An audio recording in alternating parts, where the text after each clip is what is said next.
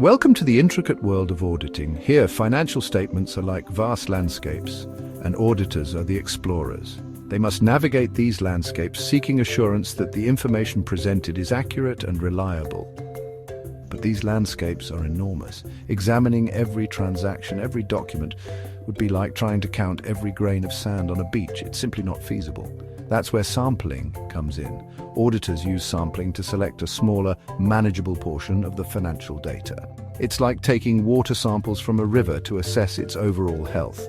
By carefully selecting and examining these samples, auditors can draw conclusions about the entire population of data. This allows them to form an opinion on the fairness of the financial statements without having to examine every single item. But the world of auditing doesn't end there. Just as explorers use maps and compasses, auditors utilize specialized tools. Enter generalized audit software. These powerful programs are like high-tech magnifying glasses, allowing auditors to analyze large volumes of data with speed and precision. They can sift through mountains of transactions, identify patterns, and highlight anomalies that might otherwise go unnoticed.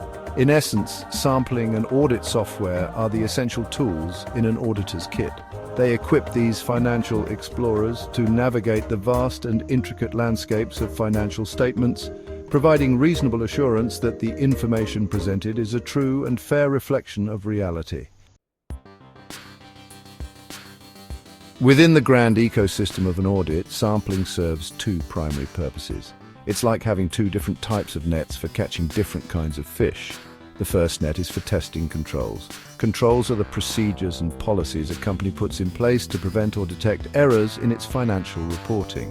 Think of them as the guardrails on a winding mountain road, designed to keep the company's finances, from veering off course. Auditors use sampling to test whether these controls are working effectively. They select a sample of transactions and examine whether the controls were properly applied. If the controls are working well, the auditor can have more confidence in the reliability of the financial data. The second net is for testing account balances. This involves selecting a sample of items from a specific account, such as accounts receivable or inventory. Auditors then verify the accuracy and completeness of these items. For example, they might confirm the existence and value of inventory by physically inspecting it. By testing a sample of balances, auditors can assess the risk of material misstatement in the financial statements. So, sampling plays a crucial role in both evaluating the effectiveness of a company's internal controls and assessing the accuracy of its account balances. It's an efficient and effective way for auditors to gather the evidence they need to form an opinion on the fair presentation of the financial statements. Like any expedition into uncharted territory, sampling in auditing comes with inherent risks. Even with the most meticulous planning, there's always a chance that the sample selected may not be truly representative of the entire population. This is akin to taking a water sample from a polluted river and, by chance, collecting it from a spot that appears deceptively clean. There are two primary risks associated with sampling. Sampling risk.